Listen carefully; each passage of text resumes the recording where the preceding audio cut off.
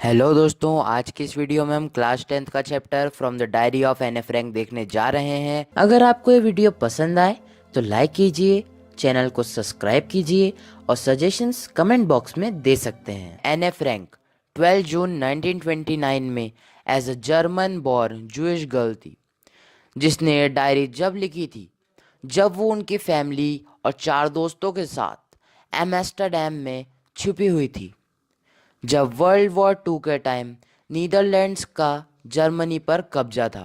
एने ने एक डायरी लिखना शुरू की जब उसके फादर ने उसे उसके 13th बर्थडे पर एक डायरी एज अ गिफ्ट दी। एने फ्रैंक को लगता है कि डायरी में लिखना उसके लिए एक अजीब एक्सपीरियंस है, क्योंकि उसने पहले कभी कुछ भी नहीं लिखा था। एने का सोचना था कि एक 13 साल की छोटी बच्ची की बातों में कौन इंटरेस्टेड होगा, लेकिन ऐसा बिल्कुल भी नहीं था।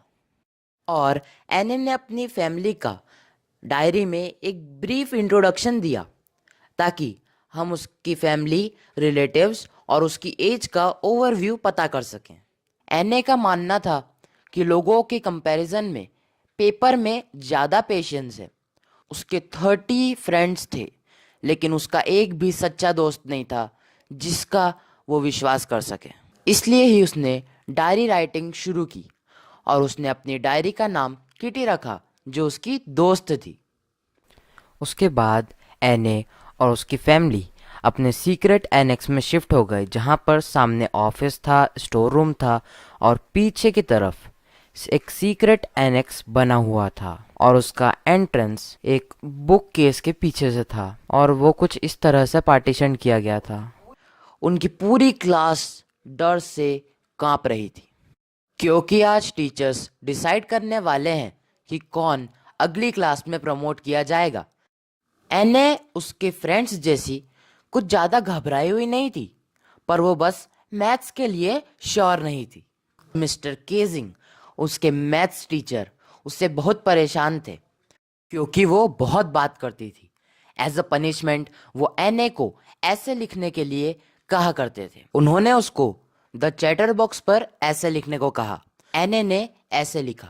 उसने उसमें आर्ग्यू किया। वो इस चीज में मदद नहीं कर सकती, लेकिन वो इस हेरिडेटरी ट्रेट को कंट्रोल करने का वादा करती है। इसके बाद एने में कोई सुधार न देखने के कारण उन्होंने उसे एक और ऐसे लिखने के लिए दिया, the incorrigible chatter box. Third lesson के दौरान उन्होंने quack quack quack sad mistress chatter box पर ऐसे लिखने को बोला।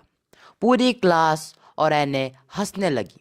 उसकी फ्रेंड्स से हेल्प लेकर उसने 3 डकलिंग्स के बारे में एक पोयम लिखी और उसने उसमें लिखा कि ज़्यादा क्वैक क्वैक करने की वजह से उन डकलिंग्स को उनके फादर ने मार डाला। इसको पढ़ने के बाद मिस्टर केजिंग ने उसे एक भी पनिशमेंट नहीं दिया। 4 अगस्त 1944 में एने को उनकी मदर, सिस्टर और फादर के साथ कंसंट्रेशन कैंप में भेज दिया गया। वो 1945 में बेर्गन बेल्सन के टाइफus में मारी गई।